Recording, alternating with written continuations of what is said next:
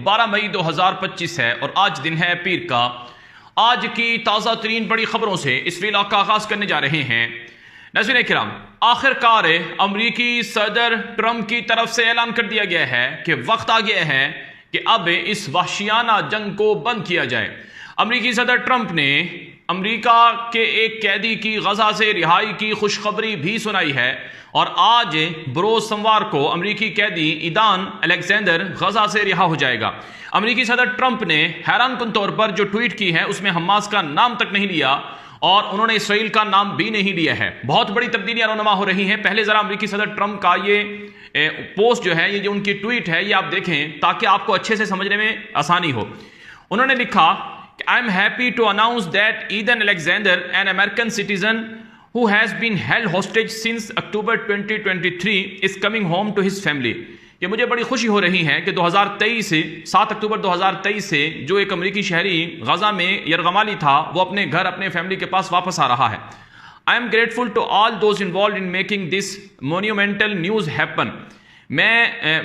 मैं इस हवाले से बड़ा खुश हूँ कि जिन लोगों ने एक अच्छी और शानदार खबर जो है वो सामने लाई है। This was a step taken in good faith towards the United States and the efforts of the mediator Qatar and Egypt to put an end to this very brutal war and return all living hostages and remains to their loved ones. जिसका मतलब ये है कि Qatar और मिस्र की सालसी के जरिए से ये मुमकिन हुआ है और अमेरिका के बारे में एक अच्छा एतमाद का इजहार किया गया है। और हम सब ये चाहते हैं कि ये जो वहशियाना इंतहाई ज़ालिमाना जंग है ये बंद हो जाए और तमाम जो इसराइली जिंदा तमाम जो यरगमाली जिंदा हैं वो अपने घरों को वापस लौट जाएं। Hopefully this is the first of those final step necessary to end this brutal conflict. कि मुझे उम्मीद है कि ये पहला स्टेप होगा इस वहशियाना जंग के खात्मे के लिए। उन्होंने लिखा कि I look very much forward to that day of celebration, कि मैं उस दिन के जश्न का इंतज़ार में हूँ जब ये वहशियाना जंग जो है ये ख़त्म हो जाएगी। ये है अमेरिकी सदर ट्रंप का वो ट्वीट या पोस्ट जिससे इसराइल बहुत ज़्यादा नाला है, बहुत ज़्यादा गुस्से में है। अब इसराइल के अंदर एहतजाज हो रहा है कि भाई अमेरिका अपने कैदी जो कि अमेरिकन नेशनल हैं उनको रिहा करवा रहा है, तो जो इसराइली हॉस्टेजेस हैं उनका क्या बनेगा। नेतन्याहू ने आज एक बयान दिया है और यह इसराइली मीडिया पर यह खबरें छपी हैं कि वक्त आ गया है कि अमेरिका के ऊपर जो मिलिट्री एड के हवाले से इसराइल इन्हिसार करता है अब वो ख़त्म कर दिया जाए।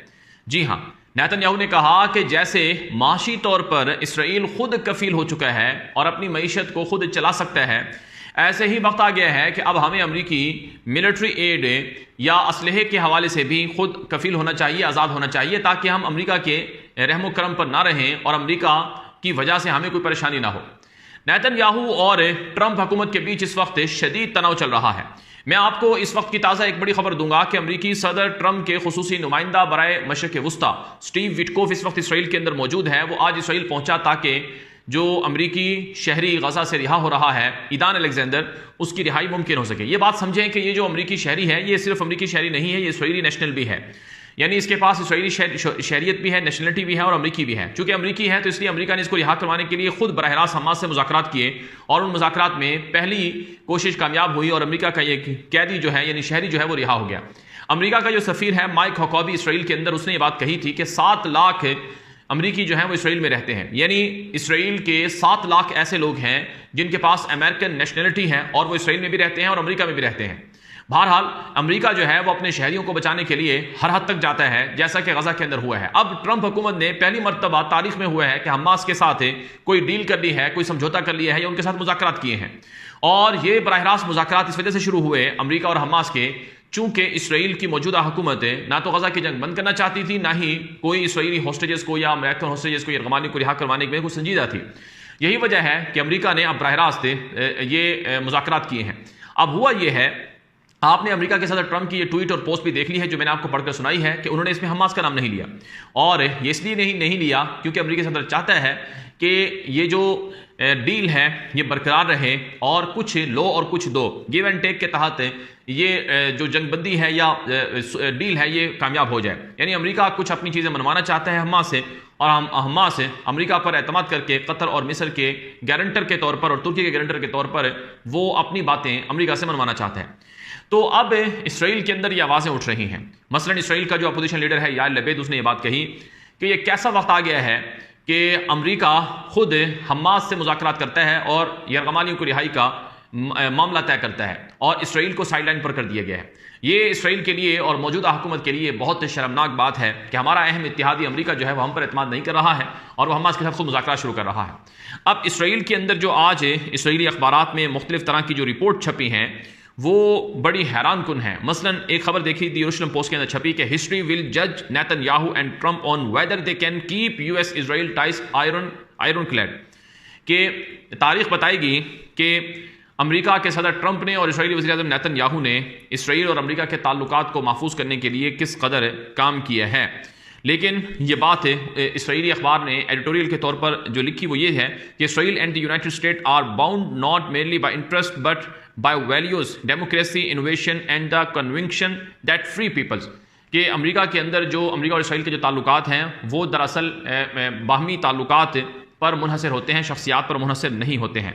लेकिन इसी तरह से एक और जो खबर लिखी है ट्रंप के हवाले से दी यरूशलेम पोस्ट ने, वो कुछ यूँ लिखी है, ये रिपोर्ट है, ये एनालिसिस है कि Trump Mideast visit Israel shift from centre player to distant observer, कि अमरीकी सदर ट्रंप का जो मशरक़ वस्ता का दौरा है, कल अमरीकी सदर यानी मंगल को 13 मई को सऊदी अरब पहुंचेंगे, तो अमरीकी सदर ट्रंप का जो मशरक़ वस्ता का दौरा है इससे ये बात वाज़ेह हो गई है कि अब इसराइल जो मशरक़ वस्ता का एक मरकज़ी खिलाड़ी था अब वो एक दूर से देखने वाला सिर्फ मुबस्सर है और उसकी ये हैसियत रह गई है।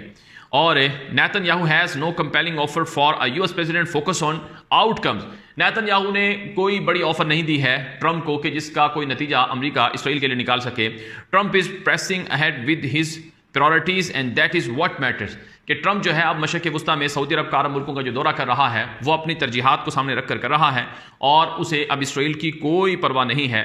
ये नाज़रीन किराम इसराइल के अखबार दी यरूशलेम पोस्ट के अंदर ये बात लिखी गई है। बहरहाल अब मामला ये है कि नेतन्याहू के ट्रंप हुकूमत के साथ जो मामलात हैं, ताल्लुकात हैं, वो उस नौइयत के नहीं हैं जिस नौइयत के पहले थे। यही वजह है कि आज इसराइल के अंदर नेतन्याहू के खिलाफ अवाम एहतजाज भी कर रही हैं, सड़कों पर निकली हुई हैं। नेतन्याहू के खिलाफ जो वहाँ की अपोजिशन जमातें हैं वो गुस्से में हैं और नेतन्याहू को एक बदतरीन नाकाम तरीन हुक्मरान बता रही हैं। और दूसरी तरफ अमेरिका जो है अब सऊदी अरब के ट्रंप के दौरे के दौरान वो कुछ ऐसे मामलात कर रहा है मशरक़ वस्ता के हवाले से जिससे इसराइल को बहुत बड़ा धचका लगा है और इसराइल बेहद परेशान नजर आ रहा है। ताहम नाज़रीन किराम ये बात समझें कि अमेरिकी सदर ट्रंप का जो दौरा मशरक़ वस्ता कल से शुरू हो रहा है ये एक मशरक़ वस्ता में तारीख साज तब्दीलियों का दौरा बताया जा रहा है। अगरचे हमें कोई ज़्यादा खुशगुमान नहीं होना चाहिए, खुश फहमी में या खुशगुमानी में नहीं रहना चाहिए, क्योंकि अमेरिकी सदर ट्रंप चाहें तो वो पल भर में अपना रंग बदल लें गरगट की तरह, चाहें तो वो यूटर्न ले लें और चाहें तो वो कुछ भी कर लें। यानी जैसे आज उन्होंने इसराइल के साथ किया है, यानी इसराइल एक बड़ा अहम इत्तेहादी था, नेतन्याहू ने ट्रंप ने नेतन्याहू को 2 मरतबा व्हाइट हाउस बुलाया है। बल्कि आज तो अमेरिकी अखबारात में ये भी छपी हैं, खबरें छपी हैं कि नेतन्याहू के पास अब कुछ भी नहीं है कि वो अमेरिकी सदर ट्रंप से शेयर कर सके। उसको बहुत दफ़ा हमने बुला लिया है व्हाइट हाउस में और वो उससे फ़ायदा नहीं उठा सका है। यानी कल तक जो ट्रंप नेतन्याहू के साथ दोस्ती लगाए हुए था और बड़ी अहम बातें कर रहा था और उसके मुतालबात पूरे कर रहा था, आज वही नेतन्याहू ट्रंप की नज़रों में उस नौइयत का नहीं है और आज सऊदी अरब है।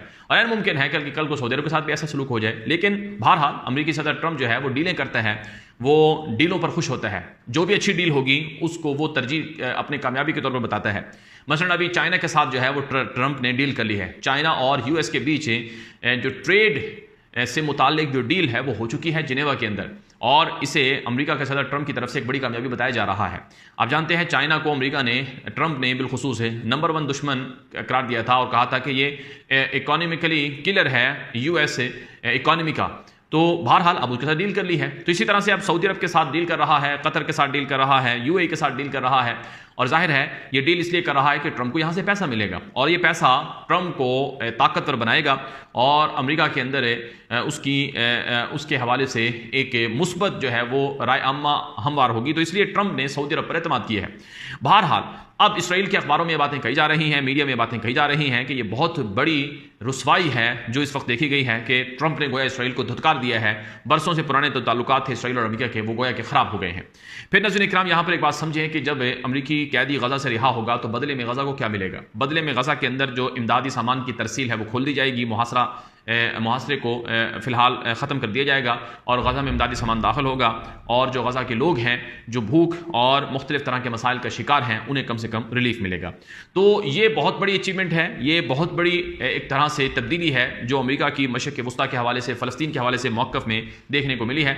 और ये भी इतलात हैं कि ट्रंप जो है वो सऊदी अरब के दौरे के दौरान फ़लस्तीन की रियासत को रिकगनाइज़ भी कर सकता है और फ़लस्तीन के हवाले से, गज़ा के हवाले से वो बड़े बड़े शानदार बयानात आ सकते हैं, मामलात आ सकते हैं जिसकी तवक्को भी इसराइल को न थी। बहरहाल इंतज़ार किया जाएगा। हम इस हवाले से जो कवरेज है वो